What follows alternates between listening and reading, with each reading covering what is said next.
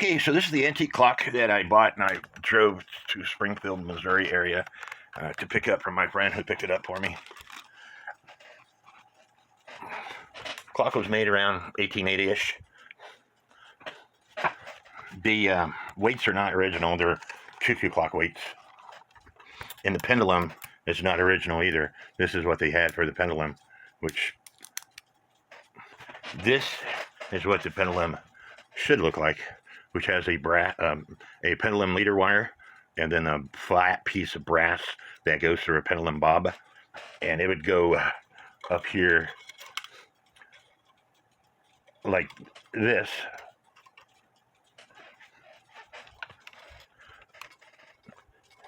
And so I'm going to make one. This is for a different clock. I'm going to make one out of this and a piece of wire. But I also want to service this clock.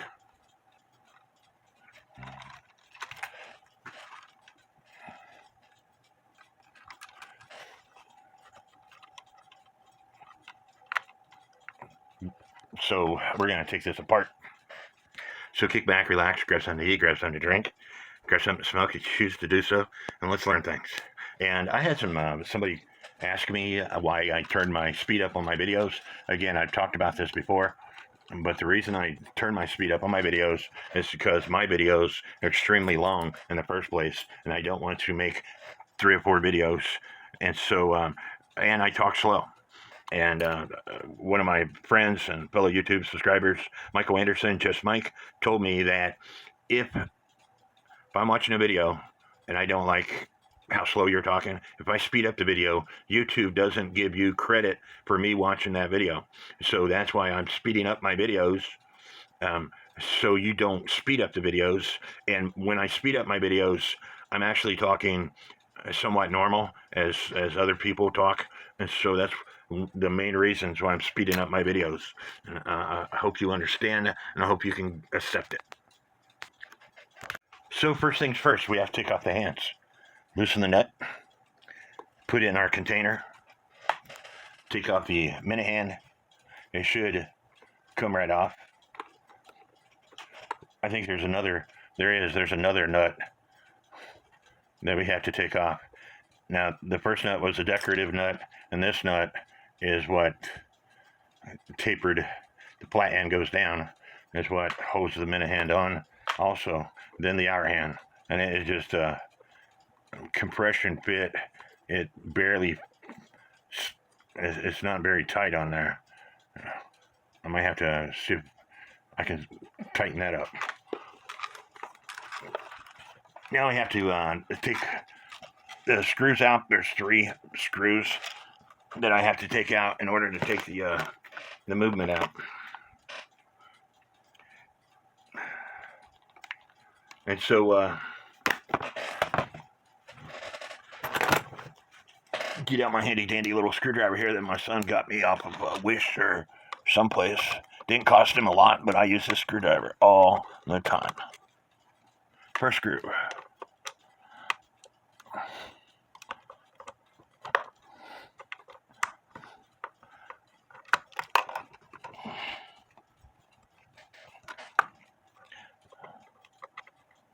Again, I'm doing this over the camera, and it's hard for me to see.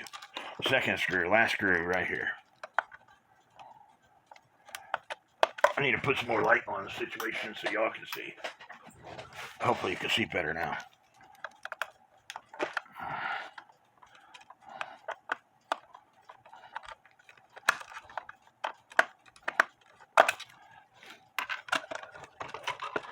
Now I got the screws loose. I can undo these hooks to get the movement out. I love these kind of hooks. They're simple to operate.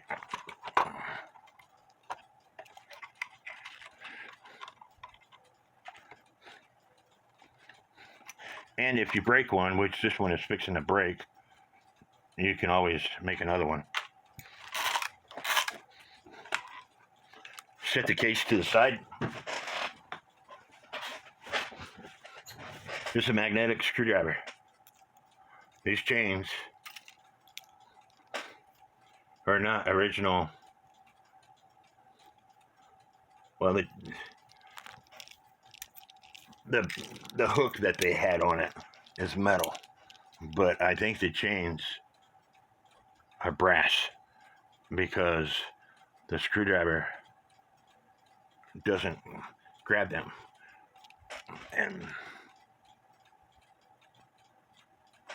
But this hook is metal, this washer. So when the chains are brass, it tells you part of its age also. Now this leader wire right here, I need to take off. It doesn't need to be on there.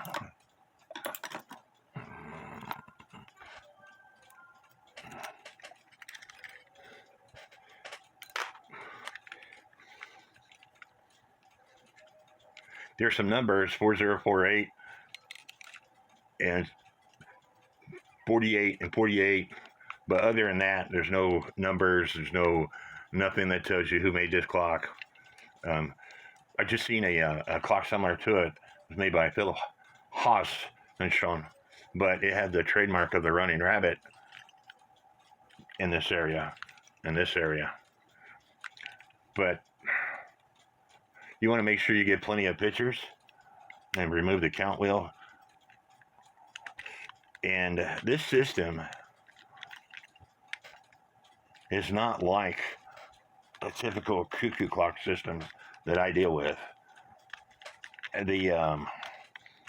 This lever right here is not a hook. It's curved, which it works, but I've never seen that. The cool thing about these antique movements is you can work on the time side by itself. And so that's what I'm going to do. I'm going to take out the time side, but I'm going to have to take out these wheels here in order to take out the time side. You got this pin.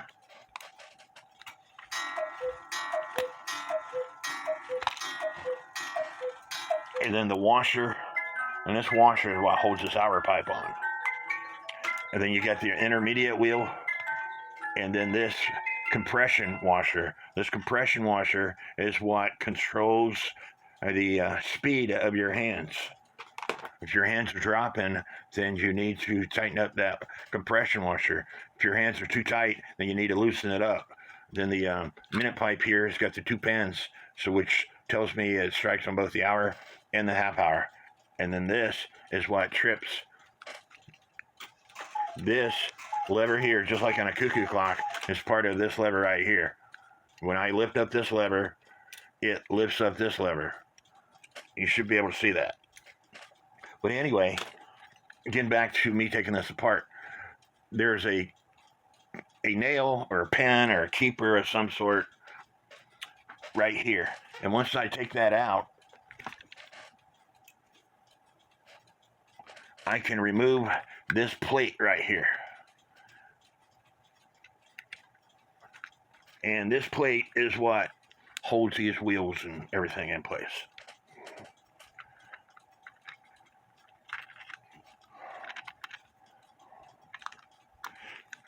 I won't be able to take this wheel out because of the great wheel on the strike side.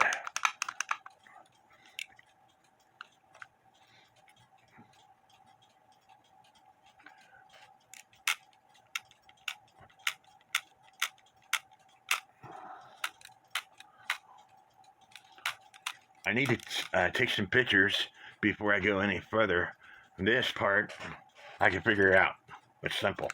But this part, because it's different, what I'm used to, I need to take some pictures. And so now, typically these are screws, but in this case they're nails. There's a wire right here that puts pressure on this lever here that falls into the count wheel. It's a spring wire. And then somebody put a screw in here to hold this spring for the hammer. But I'm going to take these nails out to take those plates off.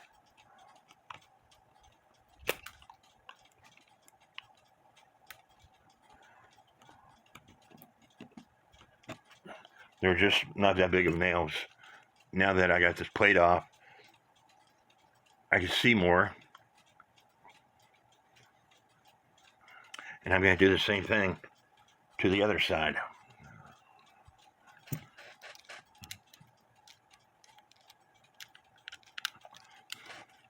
Jim Martin has a very good video on repairing wooden plate movement clocks. His video is what I watched on my very first wooden plate movement clock. He does an excellent job.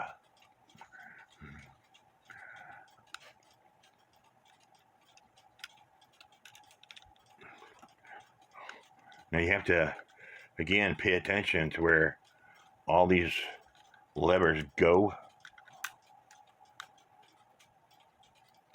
And so I'm just getting an idea of where they all go in arrangement to what I'm doing.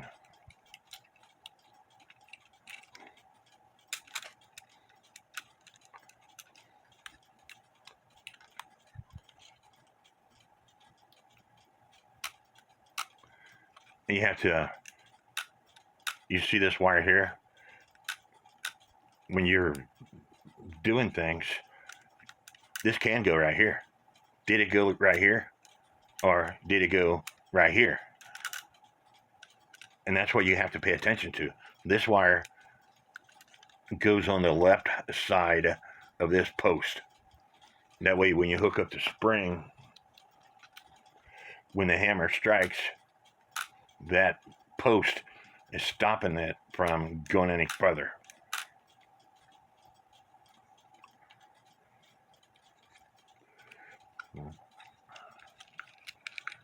You know, I'm looking at all this stuff and it looks really clean. So I'm debating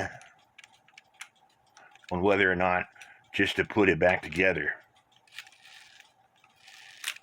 Because you could see it functions properly.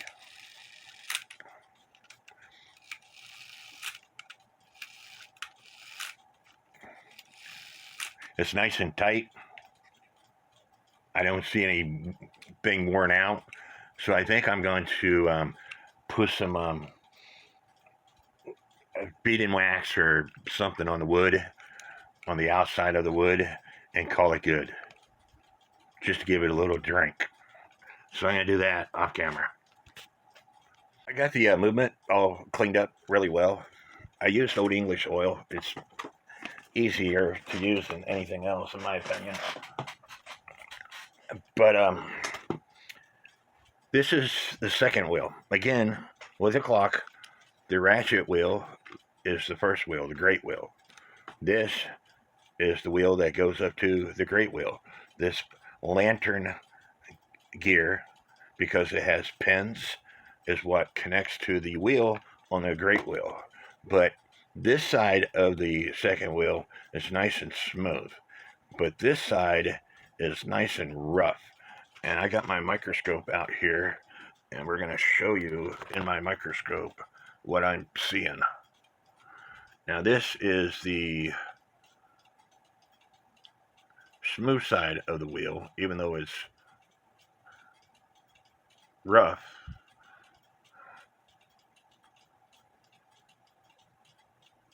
The other side of the wheel, if I can, you see how rigid that is? But look how rigid this part is. Look how rough it is. Granted, it's nasty, but it's it's rough to the touch. So I'm going to put this thing in my drill and clean it up. Or put it in my Dremel and clean it up. Now, this is a Dremel. This is a brand name Dremel. It's a rotary tool. I've had it for 30 years. This will not stay in there. The hole is too big. If you buy a kit like this, you have these little attachments. And you find an attachment that you see the difference in sizes. And then this size right here will grab a hold of that. So I have to take this collar off to pull this out, to put this collet in, and then put the collar back on. Put the wheel in.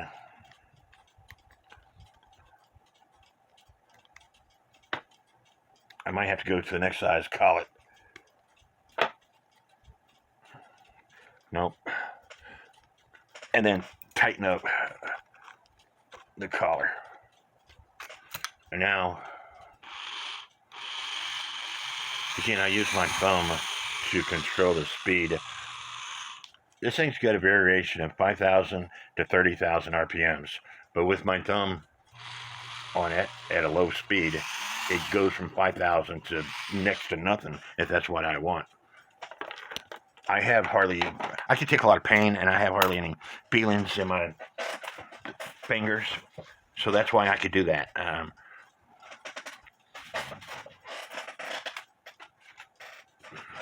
Now, how do I clean that up?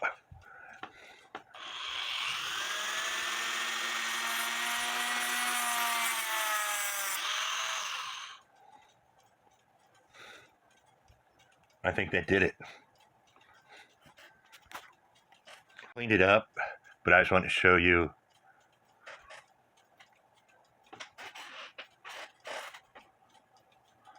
I was working on the wrong wheel. Sorry. But that's okay. I'm going to show you how to do it this way. And a lot of people can't do this. You hold it in between your fingers, turn on your rotary tool.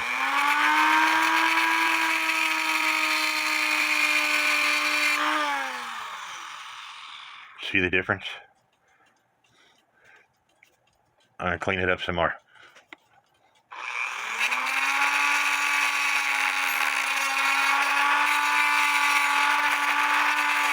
When you get the sweet spot, it'll start spinning and you're in between your fingers.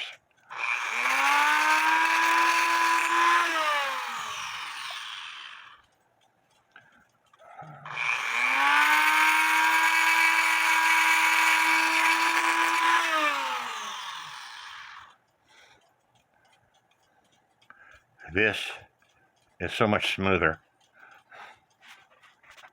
Now when we look at underneath the microscope,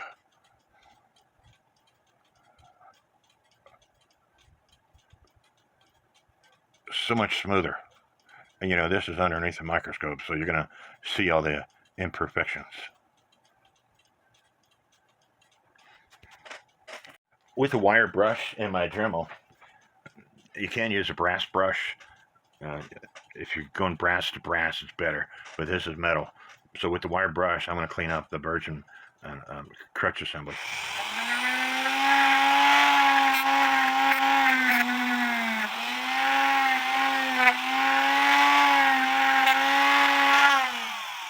To include the pallets.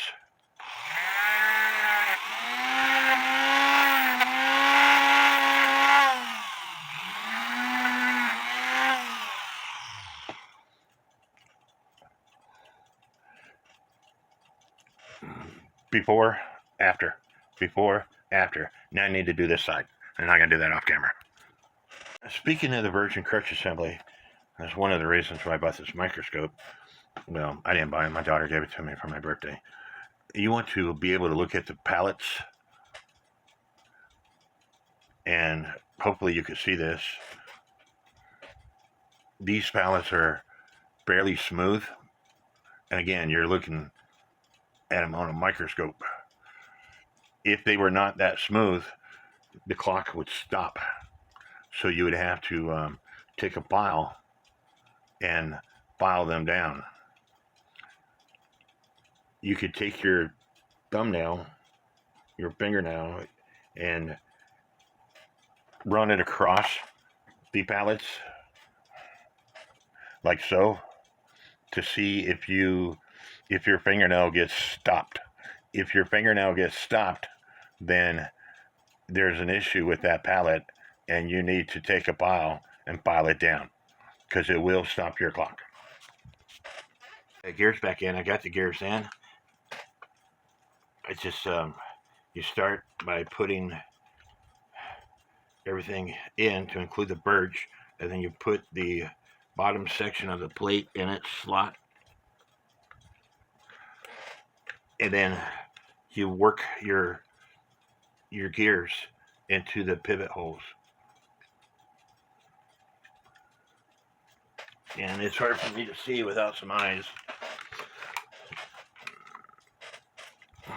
but I have the great wheel in,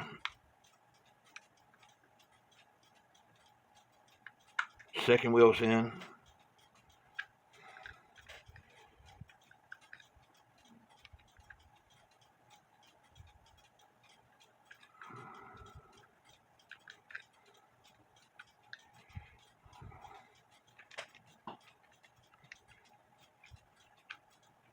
I reposition my camera so y'all can see. Great wheel's in, second wheel's in, escapement wheel, but I have to put the birch assembly into its hole also. You can't push the plate down like that unless the birch assembly is in its hole. So the birch assembly is in its hole, so now I have to I take that back. The birch assembly is not in its bottom hole.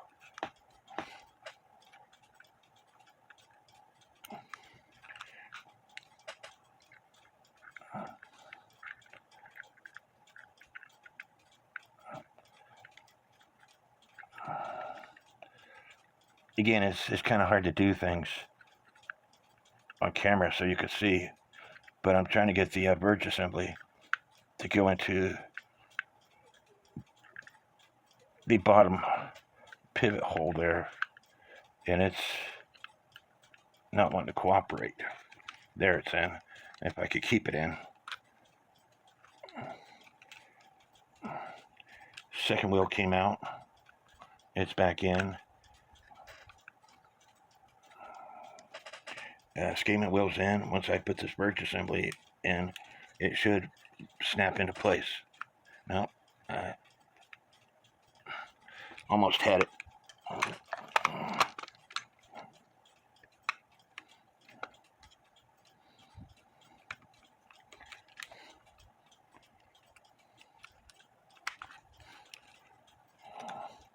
I think it's all there.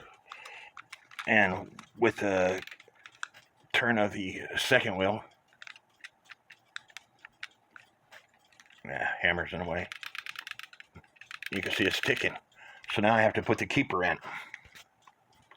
And this is a drawing that I did. If I can find my pointer, this is that wire that catches those two pins on the minute wheel with center arbor.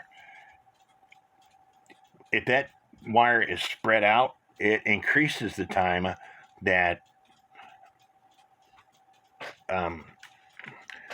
like right now, it was 5 minutes till the hour when it struck. If I spread it out, it would be 10 minutes till the hour when it struck. So you squeeze it in, and it decreases that time. So that's what I did. I squeezed it in, and now it's right on the money. It's right on the half hour and the top of the hour. And like I said, this lever is set up different from a cuckoo clock lever because it's curved. It actually doesn't go into the wheel. but everything else is the same. There's a cam that this lever here goes into on the second wheel. The third wheel warning pin is hitting the end of that brass lever. Everything else is the same. So when I lift it up, it just got through striking 4 times. So when I lift it up, this is 430. Sorry, I might have just got through striking 430.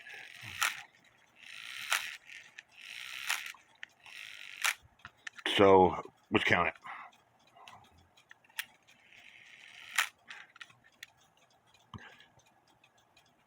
This is 2, 3, 4, 5. This should be 6, if I'm counting right. 1, 2, 3, 4, 5, 6, and it shuts off. 6:30. So anyway, that part is working properly, and with the movement cleaned up, there's 48 here, 48 here, and 48 here. That was probably, these 48s belong to, maybe it was the 48th clock they made that day, I don't know. 48, 48, again, I don't know. But time to clean up the case. Howard Speed and Wax, I got the case all shined up. I think there's some things that might be missing on this case. And for example, there's a piece right here, a crack. It's not a crack, it was designed that way. And I think that maybe there's supposed to be a finial on top. Same way with right here, and same way with right here. So I think it's missing 3 finials on the top, nothing on the bottom. But I also always put wood conditioner, whatever you're going to use, whether it's Old English oil or Howard Bean Wax or whatever, New Life Furniture, always do the inside of the case also. It gets thirsty also. The like I said, the pendulum was not original, so I took the pendulum, I cut it in half, I put notches in the bob, so now the brass piece fits, slides up and down the bob. I'm going to have to tighten it up somehow because I made the slots too wide. And then I have a wire up here on top, just like with this section, with this original pendulum. It has a wire that goes through the brass piece. This brass piece is a little bit heavier than this cheap tin stuff, but you know, it'll work. To put the pendulum and the weights on,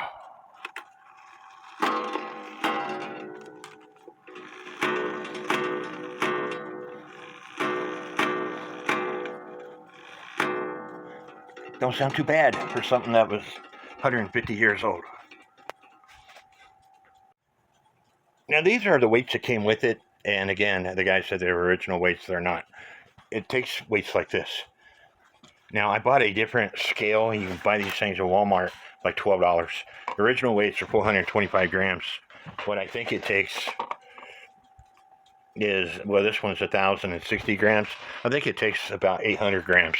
But I'm going to hook up these weights that came with it to see what it does. I might have to do a bucket test. Or with the weights that came with it, it's sticking away. It sounds like it's in beat.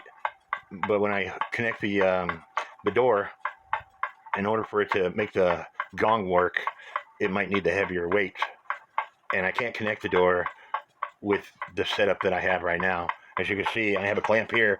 It's a flat blade clamp, and I got 2 clamps with the case attached to this clamp. And then I have a screwdriver to keep it level, because with the weight of the clock, this bar on this clamp don't stay straight up and down for whatever reason. But it's sticking away. I think I'm going to hang it on the wall now. I think I might have to go with the heavier weights.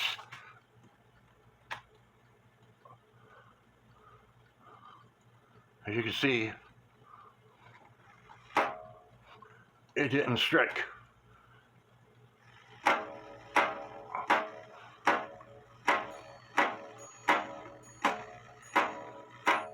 And the gong is off again.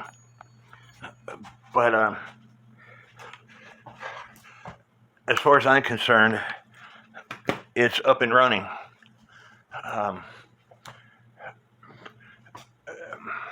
The guy said they were original weights. He said the clock was in working order. When I saw the pendulum, I didn't think it was in working order. And when I saw the weights, I knew it wasn't in working order. But it is what it is. I'm still happy with the clock. What do y'all think?